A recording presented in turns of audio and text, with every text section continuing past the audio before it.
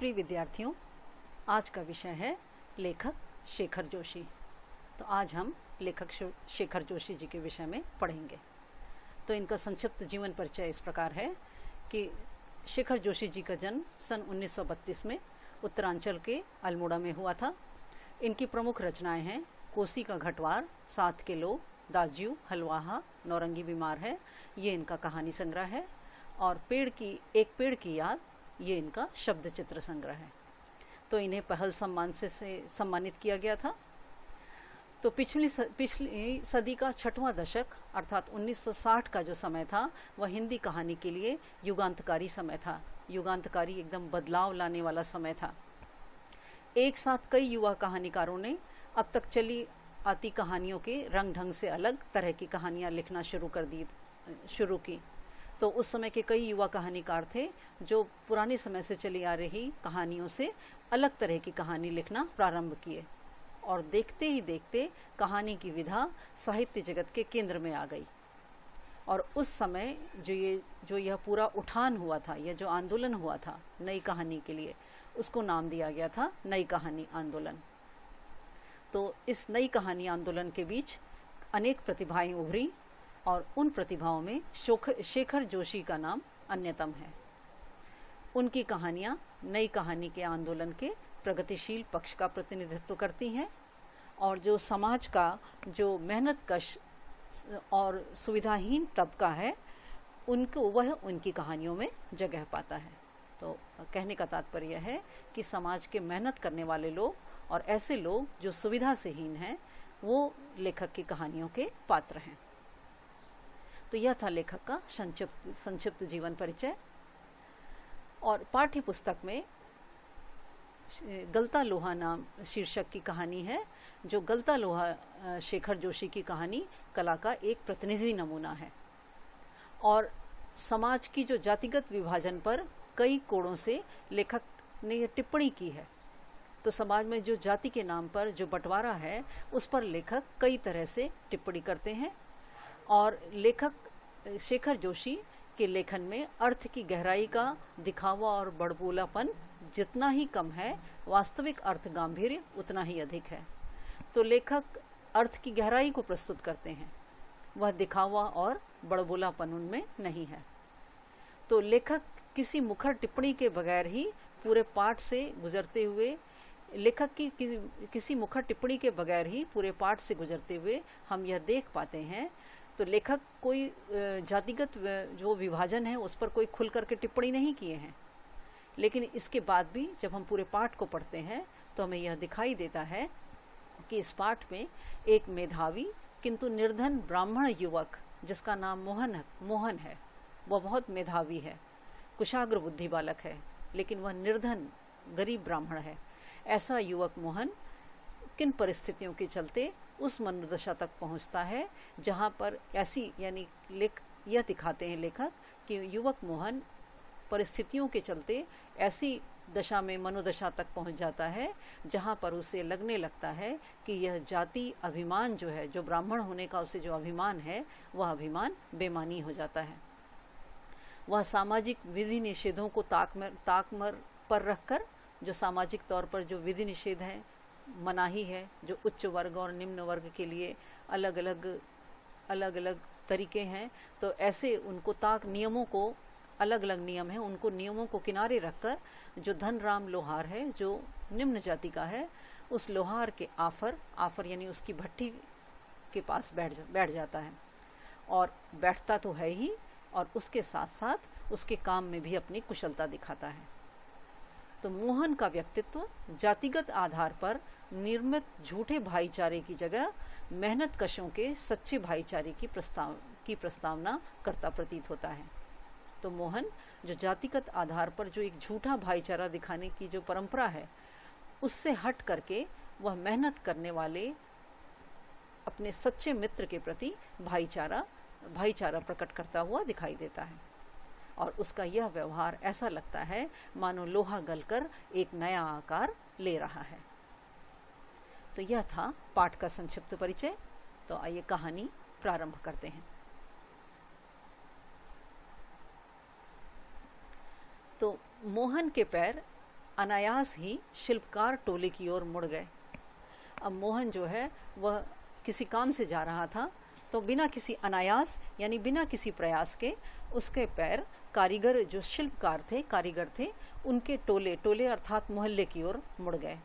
तो मोहन के पैर बिना किसी प्रयास के कारीगरों के मोहल्ले की ओर मुड़ गए। अब उसके मन के किसी कोने में शायद धनराम लोहार के आफर की वह गूंज अनुगूंज शेष थी, जिसे वह पिछले 3-4 दिनों से दुकान की ओर जाते हुए दूर से सुनता रहा था। तो वह शायद वह रोज आते जाते 3-4 दिनों से धनराम लोहार की जो भट्टी थी वहाँ से आती हुई आवाज़ जो उसके कानों में पड़ रही थी, उसी के ही कारण वह अचानक ही उसके पैर शिल्पकारों की भट्टी की ओर मुड़ गए। निहाई पर रखे लाल गर्म लोहे पर पड़ती हथौड़ी की धप धप की आवाज़, ठंडे लोहे पर लगती चोट से उठता खनकता स्वर और निशाना साधने से पहले खाली निहाई पर पड़ती हथौड़ी की खनक, जिन्हें वह दूर से ही पहचान सकता था।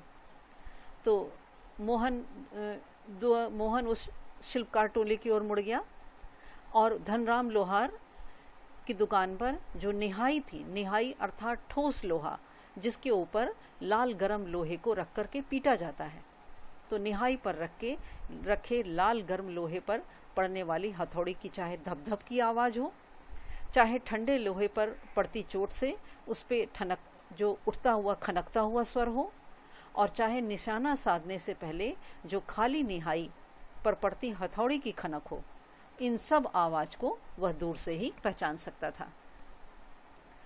अब मोहन घर से किसी उद्देश्य से निकला था, तो वह लंबे बेंट वाले हंसुए को लेकर, लंबे बेंट वाले यानी लंबी बेंट मतलब हैंडल जिसको पकड़ते हैं जहाँ हंसुए को, तो लंबे बेंट वाले हंसुए को लेकर मोहन घर से इस उद्देश्य से निकला था कि वह अपने खेत के किनारे उगाई कांटेदार झाड़ियों को काट छाँट कर साफ कराएगा।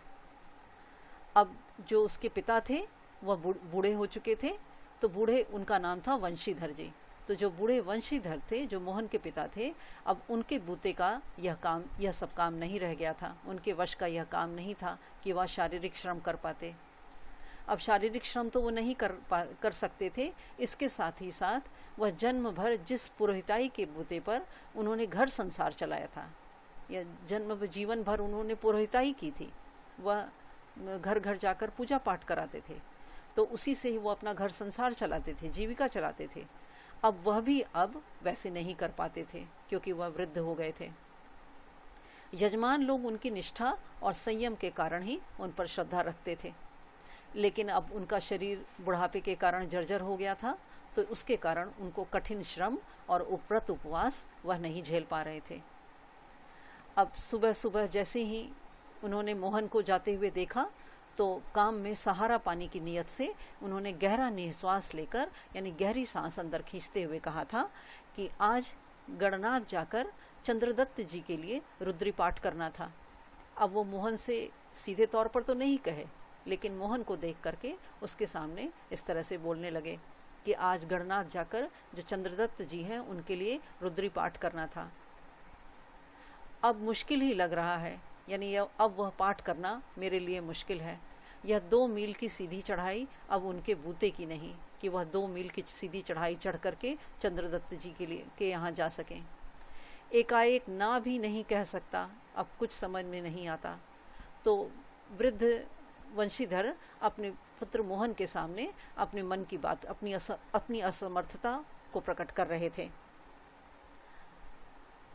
अब मोहन उनका आशय न समझता हो ऐसी बात नहीं थी। मोहन सब समझ रहा था कि उसके पिता उससे क्या कहना चाह रहे हैं, लेकिन पिता की तरह ऐसे अनुष्ठान कर पाने का न उसे अभ्यास था और न ही उसके काम में वैसी गति थी। तो वह पिता की बातें सुनकर भी उसने उनका भार हल्का करने का कोई सुझाव नहीं दिया। पिता को उसने कोई सुझाव नहीं दिया। अब पिता ने जैसे हवा में यह बात कही थी, वैसे ही मोहन के द्वारा कोई उत्तर न देने के कारण वैसे ही वह अनुत्तरित रह गए, अनुत्तरित बिना उत्तर के रह गए। मोहन ने कोई जवाब नहीं दिया। फिर भी वह पिता का भार हल्का करने के लिए खेतों की ओर चला था। अब लेकिन हंसुए की जो धार थी उस पर हाथ फिरते हुए उसे लगा कि वह पूरी तरह कुंद हो चुकी है, धार पूरी तरह से खराब हो चुकी है। अब हंसुए को धार लगवाने के लिए वह धनराम लोहार के यहाँ निकल पड़ा। अब धनराम अपने बाएं हाथ से धौकनी फूंकता हुआ दाएं हाथ से भट्टी में गर्म होते लोहे को उलट पुलट रहा था। तो जो धनराम लोहार था वो अपने बाएं हाथ से धौकनी फूंक रहा था, यानी लोहे की एक पाइप से भट्टी की आंच को फूंक रहा था, भट्टी की आंच को बढ़ा रहा था फूंक करके, और दाहिने हाथ से भट्टी में जो लोहा गर्म हो रहा था उसको वह उलट पुलट रहा था। और मोहन भट्टी से दूर हट करके एक खाली कनिस्तर के ऊपर बैठा हुआ था और धनराम की कारीगरी को पारखी निगाहों से देख रहा था, उसकी कारीगरी को परख रहा था।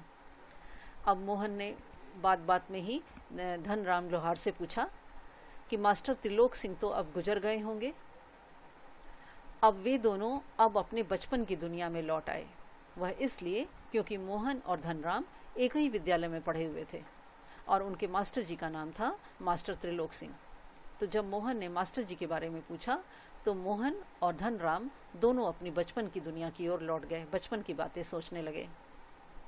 अब धनराम की आंखों में बचपन की बातें सोचते ही उसकी आंखों में एक चमक आ गई और वह बोला, माँ साहब भी क्या आदमी थे लला, माँ साहब यानी मास्टर जी भी क्या आदमी थे।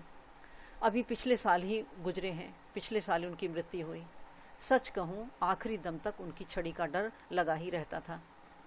अब धनराम के इस तरह कहने पर दोनों हो करके हंस दिए और कुछ क्षणों के लिए वे दोनों ही जैसे किसी बीती हुई दुनिया में लौट गए। दोनों अपने विद्यालय के जो पुराने दिन थे उन पुराने दिनों को याद करने लगे। गोपाल सिंह की दुकान से हुक्के का आखिरी कश खींचकर त्रिलोक सिंह स्कूल की चहारदीवारी में उतरते हैं। अब उनको याद आने लगा कि जो मास्टर त्रिलोक सिंह थे वह गोपाल सिंह की दुकान से हुक्का जो एक नशीला पदार्थ, तो हुक्का जो पीते हैं तो वो उसका आखिरी कश खींच करके स्कूल की चहारदीवारी में पहुँचे, स्कूल की चहारदीवारी के अंदर पहुँचे। अब वहाँ पर मास्टर जी के न रहने पर थोड़ी देर पहले तक बच्चे बहुत धमाक चौकड़ी मचा रहे थे, उठा पटक कर रहे थे और बांज के पेड़ों की टहनियों पर झूल रहे थे। अब जैसे ही बच्चों ने मास्टर जी को देखा तो बच्चों को जैसे सांप सूंघ गया, एकदम डर गए सब। और कड़े स्वर में मास्टर जी ने पूछा कि प्रार्थना कर ली तुम लोगों ने? और यह जानते हुए भी कि यदि प्रार्थना हो गई होती तो गोपाल सिंह की दुकान तक उसका संवेद स्वर पहुंचता ही, जबकि मास्टर जी ये जान रहे थे कि अगर प्रार्थना हो गई होती तो प्रार्थना की आवाज़ जो सबका संवेद स्वर, सामूहिक स्वर, वह गोपाल सिंह की दुकान तक उन्हें अवश्य सुनाई देता। लेकिन इसके बाद भी मास्टर त्रिलोक सिंह घूर घूर कर एक एक लड़के को देखते जा रहे थे और फिर उसी कड़कदार आवाज़ में उन्होंने पूछा कि मोहन नहीं आया आज? अब मोहन उनका एकदम चहेता शिष्य था, उनका बहुत प्रिय शिष्य था। वह पुरोहित खानदान का एकदम कुशाग्र बुद्धि का बालक था, बहुत तीव्र बुद्धि का बालक था। वह पढ़ने में तो बहुत तेज था ही और गायन में भी बेजोड़ था, गीत भी बहुत अच्छा गाता था। अब त्रिलोक सिंह मास्टर ने उसे पूरे स्कूल का मॉनिटर बना दिया था और वह सुबह सुबह वही प्रार्थना प्रारंभ करता था।